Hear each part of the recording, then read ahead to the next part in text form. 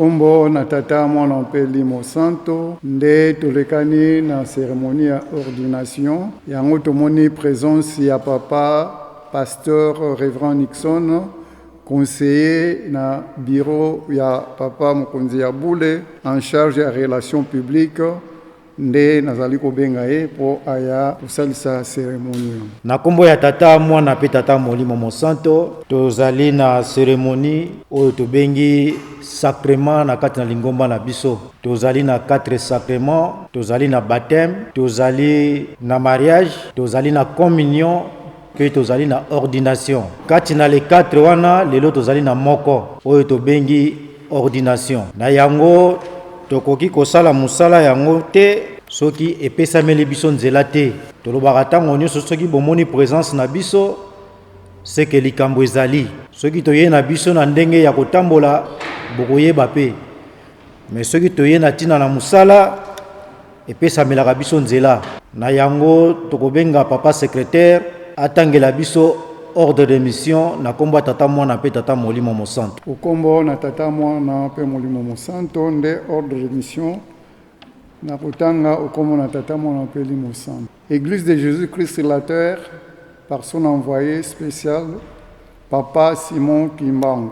Fondé en Kamba le 6 avril 1921.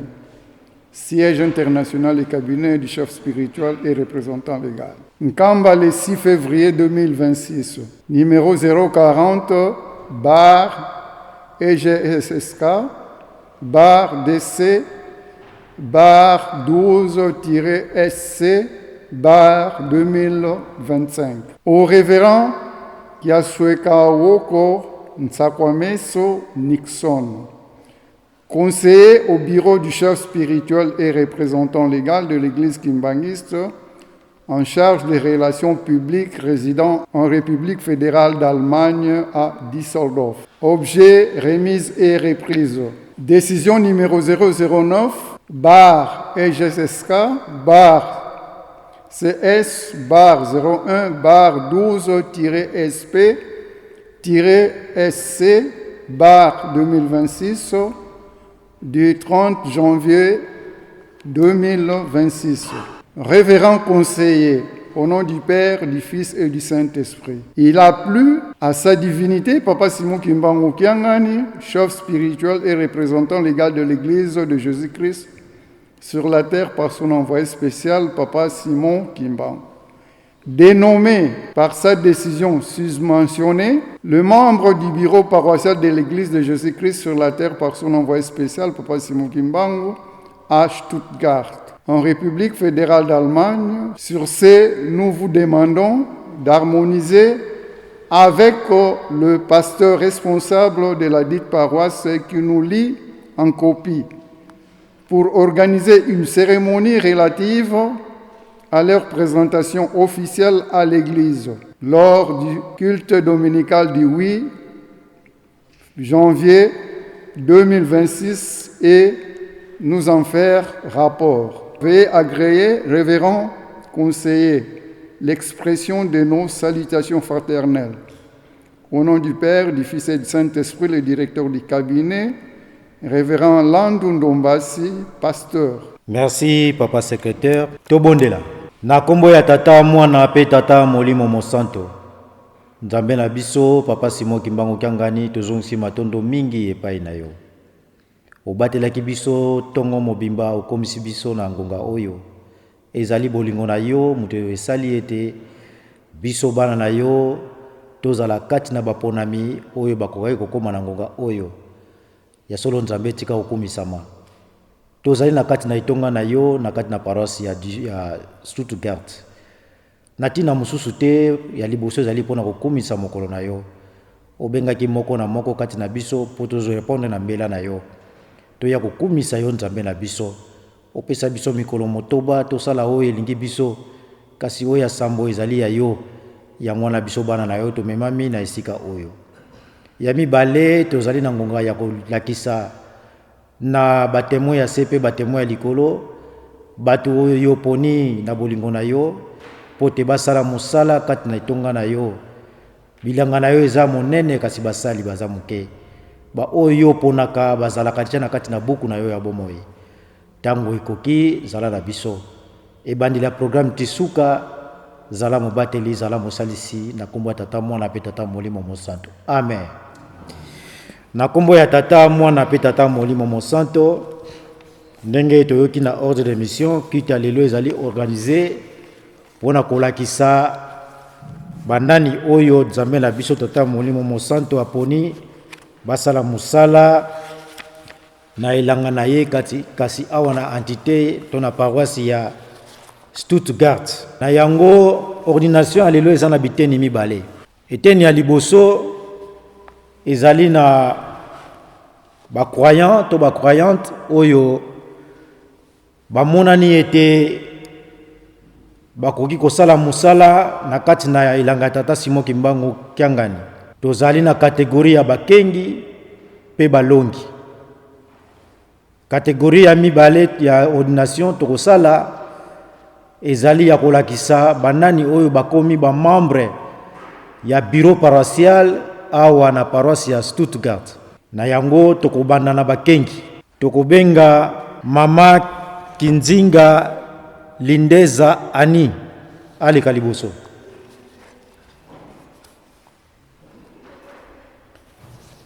Tokobenga papa Sergio Mavinga ali kalibuso.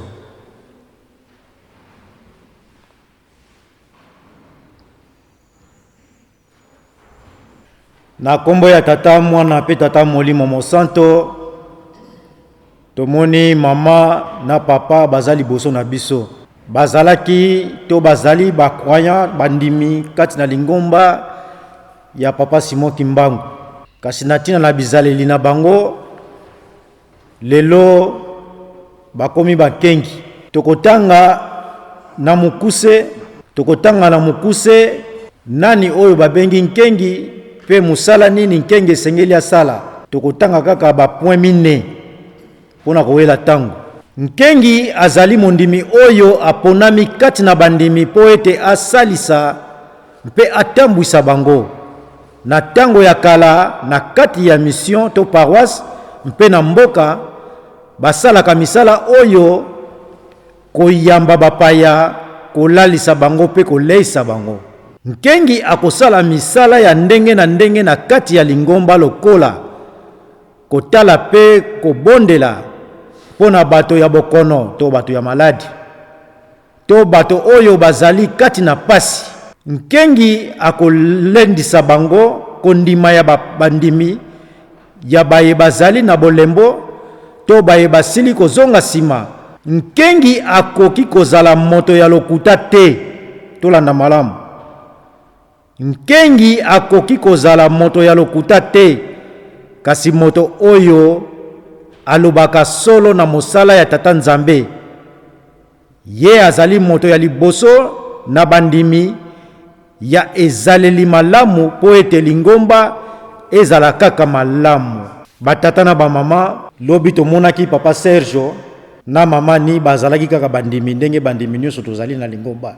Me na tina na bizaleli na bango na tina na etamboli na bango lingomba emoni ete bakoma bakengi ndenge toyoki topesa bango maboko na mabondeli na biso pe na maloba ya kitoko toyoki deja définition ya nkengi na mukuse bazali ya liso ya lingomba ndenge tomonaka ba police na nzela bango yeyo tokoleka na kopesa bango mbote pona kozwa nguya basala musala ndenge longo bani tobondela na kombo ya tata mwana pe tata molimo mosanto Nzambe na biso papa Simon Kimbangu Kyangani bana na yo bango yeyo papa musala na yo ezali ya pasi pamba te na lekati na lingomba tozana ba qualité ebele o ya malamu na ya mabe etondi bango bapesa meli mukumba ba redresser bato ya kotengama ba continuer pe kopesa mate ya malamu na ba oyo bazali na nzela o ya mabe ba bongwa na bakoma na nzela ya solo papa latisa bango nguya tango ekoki topesa bango mbote ezali ya yo leka na kopesa bana na yo mbote longola bobangi kati na bango basala musala ndenge ezali bolingo na yo na kombo ya tata mwana pe tata molimo mosanto. Amen.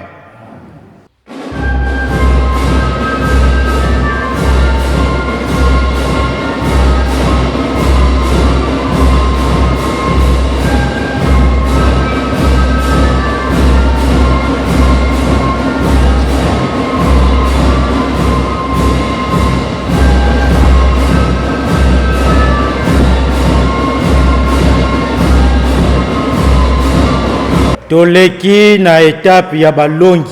Tozali na balongi mibale oyo lingomba emonaki ete bakoki kozwa bonganga. Etape ya liboso to skalia liboso ya bonganga kati na lingomba na biso. Tobengi bongo mama Marie Lusikila aleka liboso. Tobengi lisusu mama Asabela Bafwanga aleka liboso. Na kombo ya tata mwana pe tata molimo mosanto ndenge topesaki définition ya bankengi tokoleka pe na kolakisa na mukuse définition to musala ya longi pe ba point o ezali culminant to ba point essentiel o esengeli basala na musala na bango. Longi azali lokola kapita na kati ya lingomba. Bonganga ya Nzambe ebandaka na esika ya longi na kati ya lingomba na biso. Longi mosala na ye ezali ya kote ya bandimi.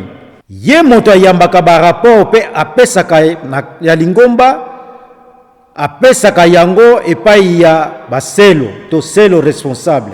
Akosala mobembo to nzietolo ou voyage na bamboka to na bandako ya bandimi. Musala balongi ya kotambola koyeba esika bandimi bazali, kopesa bango mateya. Esengeli na longi kolakisa bizaleli ya malamu na kati ya bandimi, na elobeli, na etamboli, mpe akoki kokota na masolo ya mabete. Esengeli na longi ayeba valeur pe monene ya mosala na ye. Akoki kolakisa bizaleli ya mabete pambate, yango ekokimisa bandimi. Kasi malamu kosangisa bandimi, banso esika moko na bizaleli ya malamu.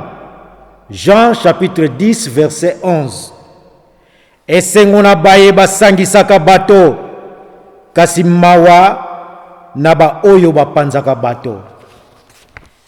Batata na ba mama toyoki mosala ya balongi.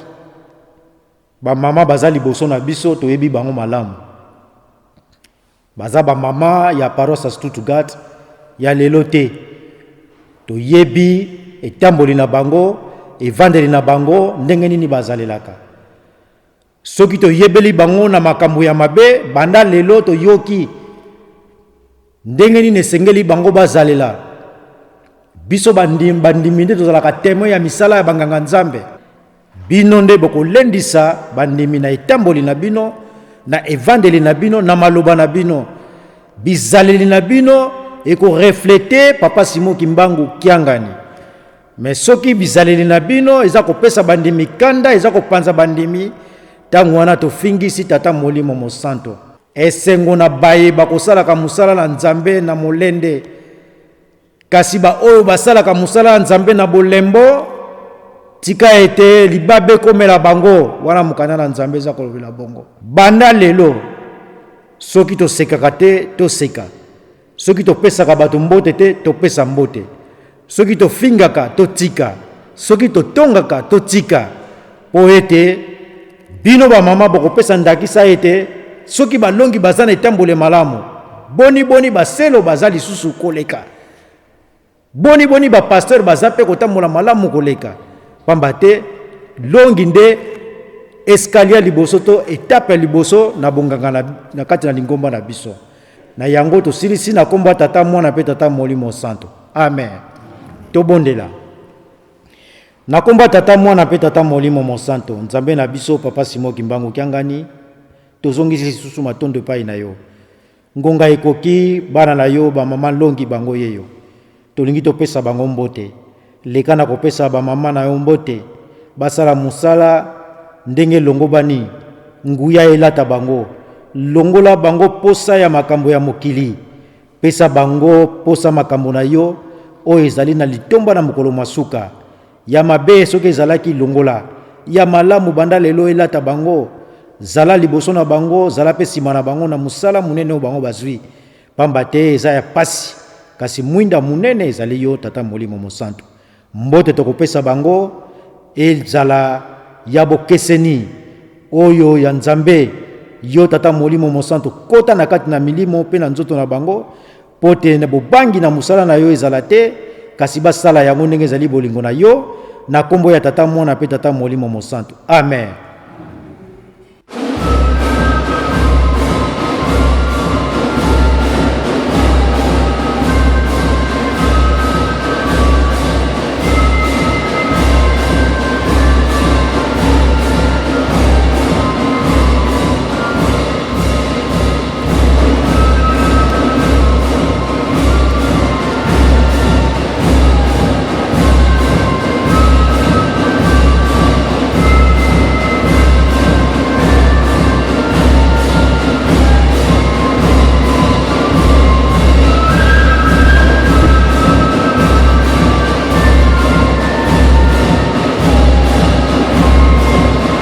Na kombo ya tata mwana pe tata molimo mosanto tokomi na tango oyo tokolakisa na lingomba bato oyo tata molimo mosanto asepeli kopona na paroisse Stuttgart pote batambusa na kati na bureau paroissial ezali décision ya le 30 janvier 2026 tokotanga décision mokonzi abule na kombo ya tata mwana pe tata molimo mosanto. Église de Jésus-Christ sur la terre par son envoyé spécial Papa Simon Kimbangu, fondé en Kamba le 6 avril 1921.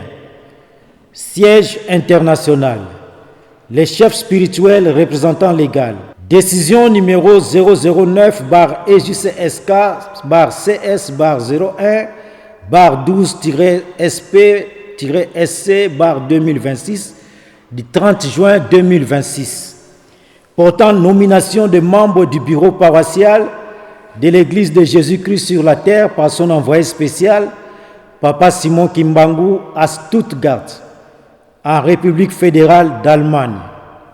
Les chefs spirituels et représentants légaux, vu la loi numéro 004/2001 du 20 juillet 2001 portant dispositions générales applicables aux associations sans but lucratif et aux établissements d'utilité publique, vu l'ordonnance de justice numéro 2/149 du 1er décembre 1960 accordant la personnalité juridique à l'association sans but lucratif dénommée Église de Jésus-Christ sur la terre par son envoyé spécial Papa Simon Kimbangu, tel que modifié à ce jour.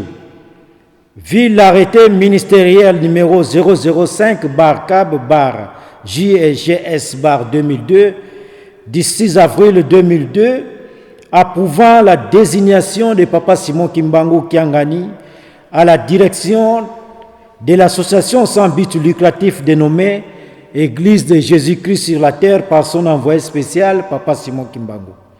Vu le statut de l'Église de Jésus-Christ sur la terre par son envoyé spécial Papa Simon Kimbangu, dite l'Église kimbanguiste, telle que modifiée à ce jour.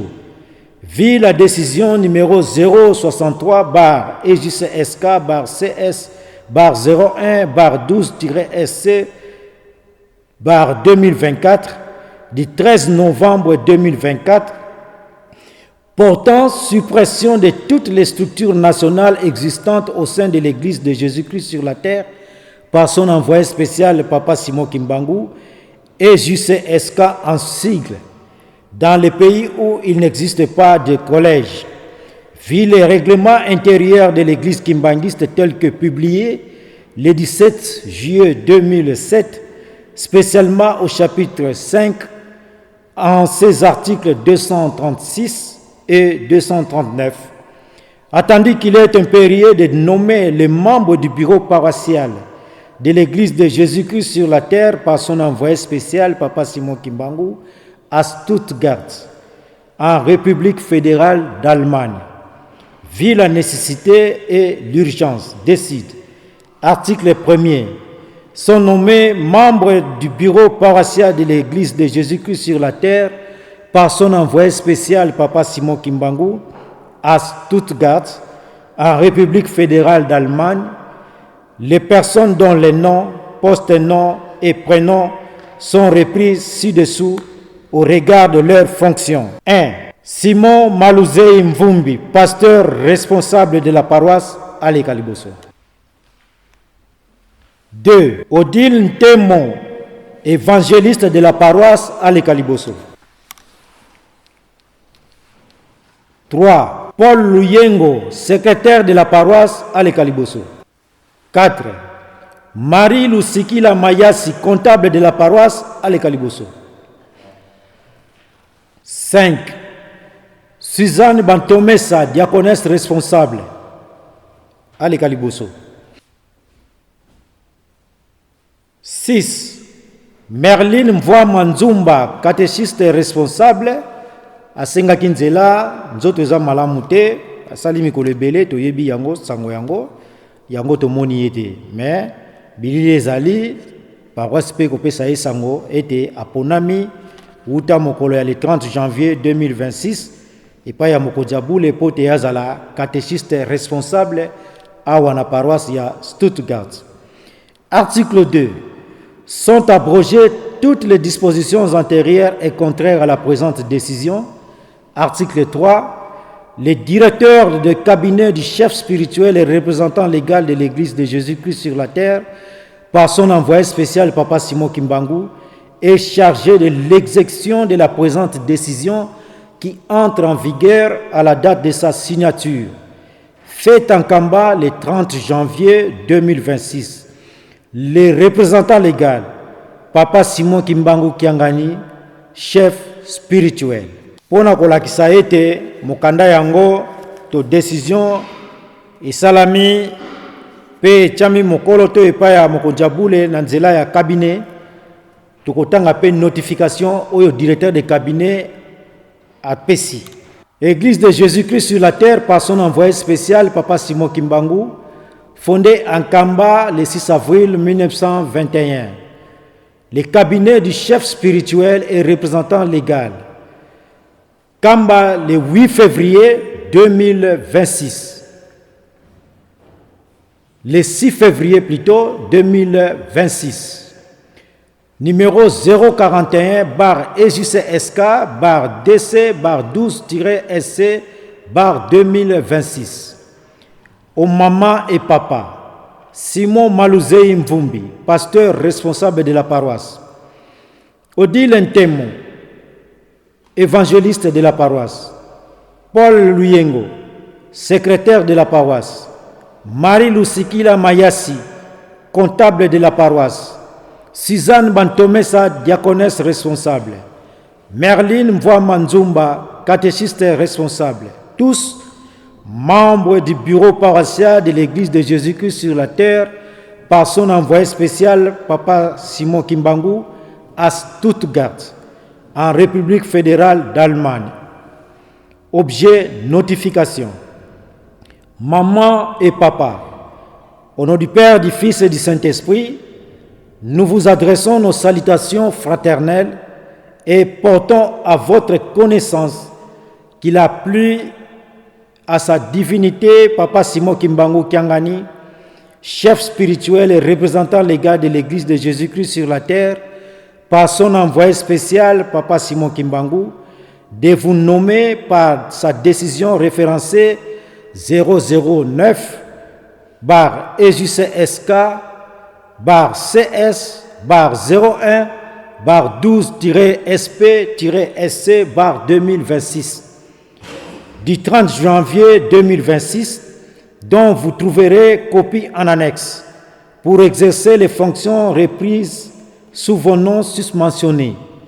À cet effet, nous vous présentons plutôt nos sincères félicitations et espérons que vous mériterez par des loyaux services et de bons résultats de la confiance du chef spirituel et représentant légal, sa divinité, Papa Simon Kimbangu Kiangani, ainsi que de toute l'Église. Nous vous en souhaitons bonne réception au nom du Père, du Fils et du Saint-Esprit. le directeur de cabinet, révérend Landu Ndombasi, pasteur. Na kombo ya tata mwana pe tata molimo mosanto, ba tata pe ba mama, na kati na paroisse Stuttgart, tolandi na bokebi, décision ya tata mokonzi abule, pona kopona bana na ye bazali boso na biso, e sepelisaki ye moko tata mokonzi abule pote, basala musala awa na kati na paroisse ya Stuttgart. Ba tata na ba mama lingomba na biso na niveau ya ba paroisse, tozali na 3 organes ya minene. Tozali na bureau paroissial oyo tomoni liboso, tozali na conseil paroissial ezali esangisi bambuta oyo tomoni liboso, pe bambuta oyo bafandi na mopanzi na ngai ya gauche, pe bambuta nyonso oyo bazali batambusi ya ba mouvement, ba service, pe ba groupe nyonso na kati na lingomba na ba association. Bango wana bakosalaka conseil paroissial elongo na bakengi, ba pasteur, ba selo, ba longi. Étape mususu ezali tobengi assemblée de chrétiens, organe munene na kati na lingomba na biso. Biso nyonso ko bana na bambuta pe bandimi tozali na kati na organe wana oyo tobengi lukutakano ya bandimi. Lelo oyo tomoni liboso ezali mutu na kati na lingomba bureau paroissial. Ezali musala munene. Baza kozwa makambo nyonso zouta na Yerusalemi ya sika, makambo nyonso zouta epai ya Nzambe na biso tata molimo mosanto, yango baza komema na ba organe oyo totangi na kati na paroisse.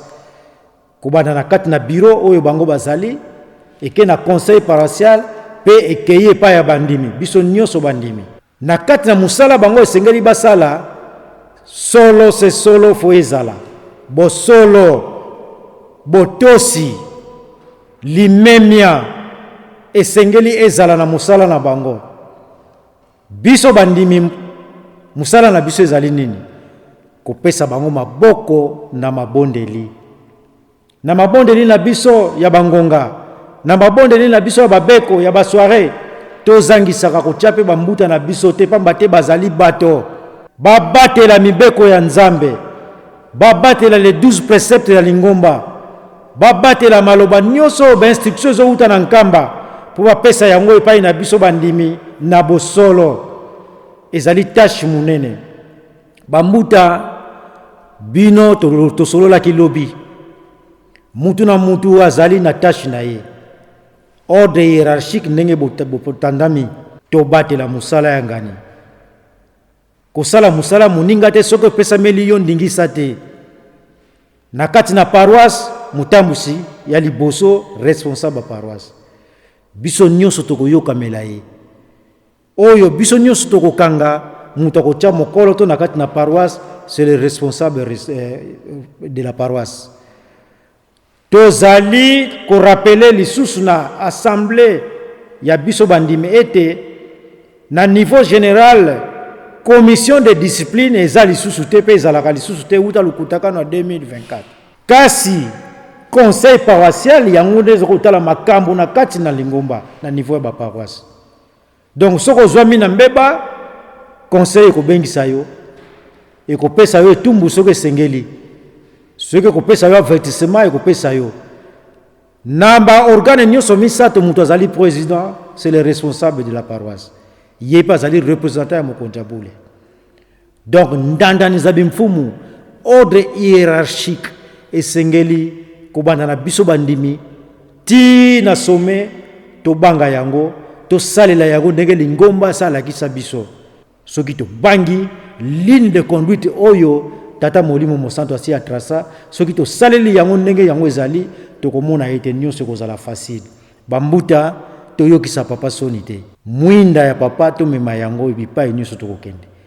Ozana ndako na yo yebaka ke papa Simoki mbango kianga na zaliawa. Ozana musala ata oza pembe na mundele yebaka ke ndenge oza pembe na mundele na katikati wana papa Simoki mbango kianga na telemi azotala ndenge nini yo kosalela musala. Ozana supermarché azotala yo esika nyonso yo kokende yebaka ke nazali mbuta ya lingomba, ndenge nini esengeli nasalela, ndenge nini esengeli nazalela, ndenge nini esengeli nalobela. Yango ekosala ke ozala na nguya. Soko longoli kaka likambo moko kati na yango, nguya elongwe. Tango nguya elongwaka yango tomonaka bandimi bazoyeba lisusu te azali mbuta te aza mbuta te, parce que nguya eselongwe. Yango wana batata bamama bambuta tobanga tata molimo mosanto, tosala mosala na solo, tosilisi na komba tata mwana pe tata molimo santo. Amen. Tobondela na komba tata mwana pe tata molimo mosanto. Nzambe na biso papa Simon Kimbangu Kiangani bambuta yo poni na kati na paroisse Stuttgart bango yeyo batemo ya sepe batemo likolo tolakisi tomoni bango tango ekoki tongi topesa bango mbote na yo yango kolatsaka nguya yango tokobatelaka kino mokolo yo kobenga biso toya kosepela elongo na yo mikakatano ezalaka ya solo kasi tango nguya elati biso moyini satana kokimaka mwaya pusa na pembe na biso ekozala te. Yango na Nzambe tozopesa mbote leka pesa bana na yo mbote nyonso ya mabe elongwa kati na bango, bobangi bwa yo Nzambe ezala kati na bango, longola posa makambo ya mokili oya yo Nzambe eza na litomba basalela yango pote yango nde biso banso tozelaka na mokolo masuka toka kosepela elongo na yo na kombo ya tata mwana pe tata molimo mosanto. Amen.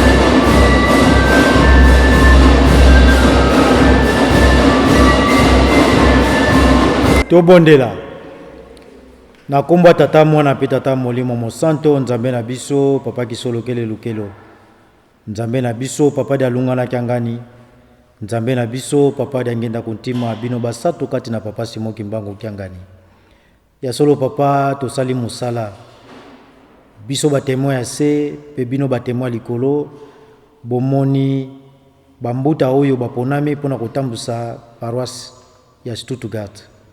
Nzambe na biso na baye ya sika na baye ya kala tolobi malamu ete tozali na bureau paroissial, tozali na conseil paroissial, pe tozali na assemblée des chrétiens, to des croyants. Nzambe na biso zala na biso esengo na ba oyo batongaka kimia kati na bango pamba te bango nde Nzambe akobenga bana na ye. Matthieu chapitre 5 verset 9. Toteyami papa tozwi lisusu mayele ya sika soki totengamaki papa zongisa biso na nzela, soki tozali na nzela zala na biso tango nyonso po tokontinue mobembo na biso kino esika yo ozali kozela biso. Tosilisi programme na biso ya ordination, programme monene ya lingomba eza kokontinue zala na biso kino tokosilisa na kombo ya tata mwana pe tata molimo mosanto. Amen.